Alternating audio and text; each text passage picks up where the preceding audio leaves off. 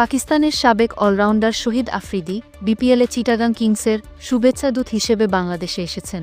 তাকে সহ আফগানিস্তানের তারকা অলরাউন্ডার মোহাম্মদ নবী ও শাহিন আফ্রিদির সঙ্গে আড্ডায় মাতেন তামিম ইকবাল। আগে থেকেই এ বিষয়ে শহীদ আফ্রিদি নিজের ইউটিউবে ব্লগ প্রকাশ করে আসছেন। গতকাল শুক্রবার তেমনই একটি ভিডিও প্রকাশ করেছেন তিনি।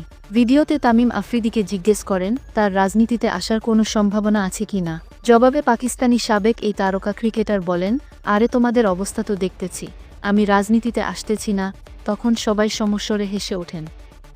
এই দিন আফ্রিদি তামিমের কাছে জানতে চান, তামিম, তুমি কি পুরোপুরি অবসর নিয়ে ফেললে? আন্তর্জাতিক ক্যারিয়ার শেষ? পাশে চেয়ারে বসেই জবাবে তামিম বলেন, জাতীয় দল থেকে জাতীয় দলে আর খেলছি না। উল্লেখ্য, আওয়ামী লীগের টিকিটে সংসদ সদস্য হয়েছিলেন বাংলাদেশের দুই তারকা ক্রিকেটার সাকিব আল হাসান ও মাশরাফি বিন মর্তুজা। যদিও গত ৫ আগস্ট ছাত্র জনতার অভ্যুত্থানে পতন হয় আওয়ামী লীগ সরকারের। এতে বিপাকে পড়েন এই দুই ক্রিকেটার। হামলা হয় মাশরাফির লড়াইলের বাড়িতে। হত্যা মামলার আসামি হয়েছেন সাকিব আল হাসান। তাই আফ্রিদি, সাকিব ও মাশরাফিকে ইঙ্গিত করেই এমন মন্তব্য করেছেন বলে মনে করছেন অনেকে।